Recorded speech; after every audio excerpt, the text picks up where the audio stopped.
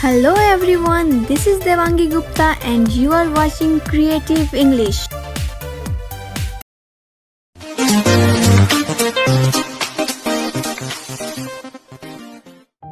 In my previous video, we discussed about nouns and how to identify the different kinds of nouns.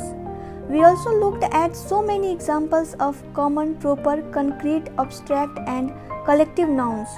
And if you have not watched my previous video, then please watch it once and you will be more clear about the different kinds of nouns. The topic about which we will discuss today is the most important part of nouns, that is, countable and uncountable nouns. And I must tell you, after watching this video, you are going to be clear about so many confusions related to countable and uncountable nouns. That's why watch this video till the end. Let's start. First of all, let me clear you the concept of countable and uncountable nouns. A countable noun is a noun that can be counted, and an uncountable noun is a noun that cannot be counted. Some common examples of countable nouns are apple, book, pen, egg, dog, computer, man, building, and so on. With all of these countable nouns, we can use numbers to talk about them. That means they have both singular and plural forms. As we can say, 5 apples, 2 books, 3 computers, etc. But what about if they are in a singular form? Means if there is only one, we can use a or an, like an apple, a book, a computer, an egg, and so on. On the other hand, uncountable nouns are the nouns like milk, sugar, salt, rice, money, love, experience, and so on. And if you just see these uncountable nouns, then you can say there is no way to count them, because milk is not a solid matter which can be counted. Milk is liquid and we cannot count liquid. In the same way, sugar, salt and rice are so small that it would be impossible to count the individual particles of them. Money. What about money?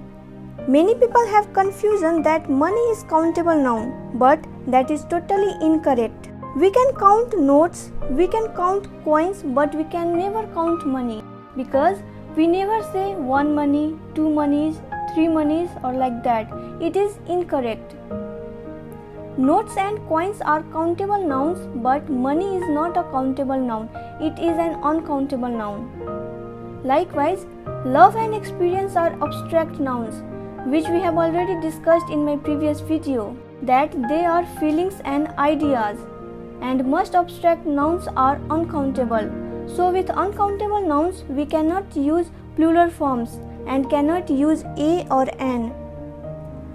Uncountable nouns are used with a singular verb, which is an important rule of uncountable nouns. But we can use units to talk about quantity. For example, 1 liter of water, 2 tablespoons of sugar, 3 kilograms of rice, and so on. This is how we talk about the quantity of uncountable nouns. Now, to ask questions for countable nouns, we use the expression how many. For example, how many books do you read every day? Or how many buildings are there in your colony? To ask questions for uncountable nouns, we use how much. For example, how much sugar is there in the jar? Or how much money do you have? And what about answering these questions of countable and uncountable nouns? If you know the exact number or quantity, you can give the answer, like you can say, I read 2 books every day. There are 4 buildings in my colony. Or there is 4 pounds of sugar in the jar. But what about if you don't know the exact number or quantity? In that case, you can use quantity expressions. With countable nouns, we use a few to mean a small number. For example, I read a few books every day. There are only a few buildings in my colony. With uncountable nouns, we use a little to mean a small number. For example, there is only a little sugar in the jar. What about when we talk about a big number or a big quantity? What do we use with countable and uncountable nouns? Well, we use many or a lot of with countable nouns like there are many buildings in my colony or there are a lot of buildings in my colony. With uncountable nouns, we can use much, but it is less common. Once again, it is more common to use a lot of. Like there is a lot of sugar in the jar.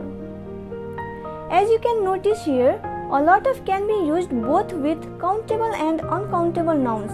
In the same way, the word some can also be used with both kinds. For example, some buildings in my colony are not painted. That means there is a number which we don't remember or we don't want to tell. Similarly, we can say there is some sugar left in the jar. Some sugar is some quantity, but we don't know the quantity. So, with both countable and uncountable nouns, we can use some and a lot of.